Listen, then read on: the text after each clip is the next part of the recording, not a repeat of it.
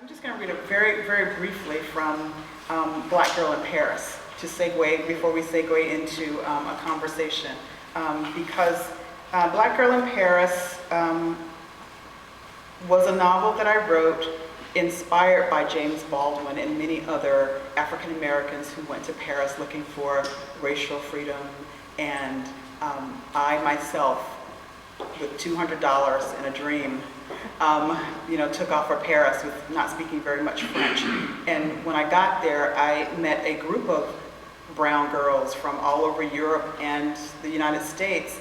And many of us were there wanting to be artists and live that artist life and drink champagne out of glass slippers like Josephine Baker, or go to all those parties.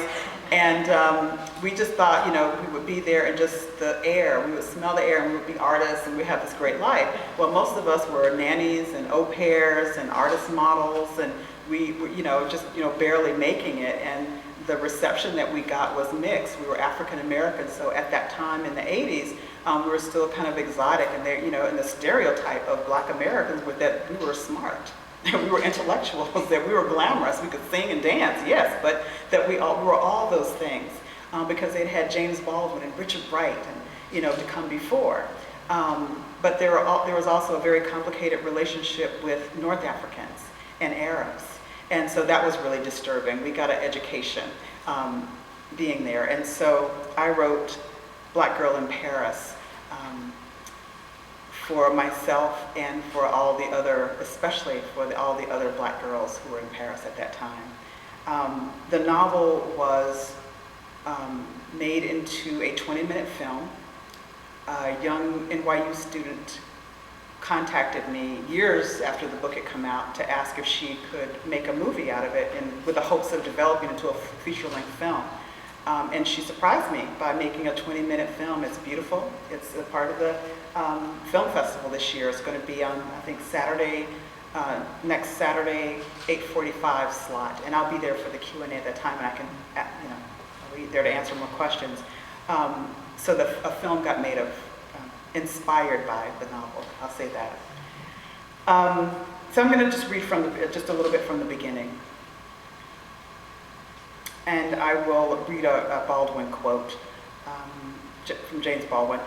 I am in exile and was, one can never be I'm in exile and was, one can never be an expatriate really, or cannot possibly leave where you came from. You always carry home with you.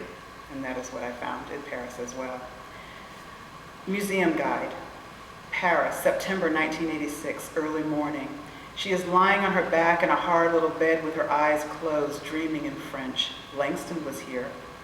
There is a Black girl in Paris lying in a bed on the 5th floor of a hotel in the Latin Quarter. Her eyes are closed against the soft pink dawn. Delicate maps of light line her face, tattoo the palms of her hands, the insides of her thighs, the soles of her feet like lace. Jimmy was here. She sleeps while small, feminine hands plant a bomb under the seat of a train headed toward the city of Lyon.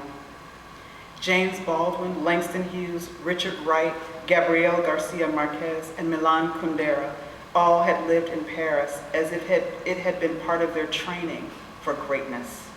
When artists and writers spoke of Paris in their memoirs and letters home, it was with reverence. Those who have been and those who still dream mention the quality of the light, the taste of the wine, the joie de vivre, the pleasures of the senses, a kind of freedom to be anonymous and also new. I wanted that kind of life, even though I was a woman and did not yet think of myself as a writer. I was a map maker. Before I left home, I cut my hair close to my scalp so I could be a free woman with free thoughts open to all possibilities. I was making a map of the world. In ancient times, maps were made to help people find food, water, and the way back home. I needed a map to help me find love and language, and since one didn't exist, I'd have to invent one, following the trails and signs left by other travelers. I didn't know what I wanted to be, but I knew I wanted to be the kind of woman who was bold, took chances, had adventures. I wanted to travel around the world. It was my little girl dream. My name is Eden, and I'm not afraid of anything anymore. Like my literary godfathers who came to Paris before me, I intend to live a life in which being Black won't hold me back. Baldwin's prophetic essays, The Fire Next Time, No Name in the Street, Nobody Knows My Name, were like the sound of trumpets in my ears. Baldwin knew things that I hoped someday he would tell me.